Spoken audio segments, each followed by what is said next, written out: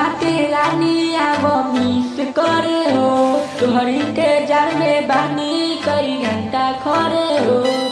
का हो नहीं बुका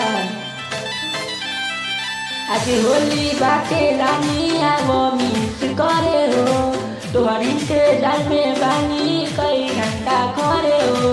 ए दिल्ली वाली तू ही हमार दिल चुड़ई बुका, आज होली बाटे तो के लाल रंग लगा दी का, आज होली बाटे तो के लाल रंग लगा दी का।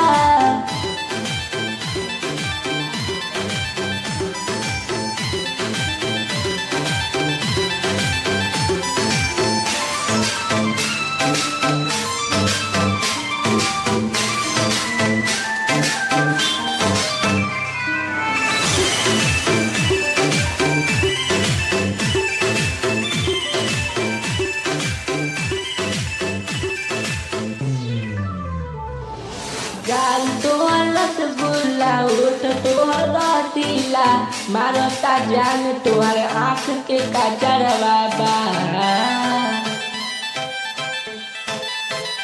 बाटे आज तो होली मना मत करिया जान, आवाज हमारा संगे तू टाइम बिताल, हवा में रंग उड़ावे लुटू परी हऊ का।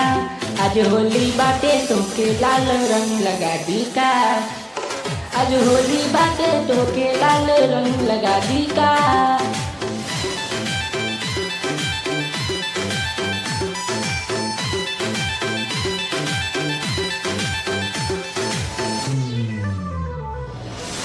आजा तू गोदी में बाबू सोना बोली के, कैले बारू सबके दीवाना रानी हो। पवन तुम्हारे दीवाना भइल हो, तोके गोदी में उठाई का हो। तू फरक में बम लागेलू हो, आज होली बाटे तोके लाल रंग लगा दी का, आज होली बाटे तोके लाल रंग लगा दी का।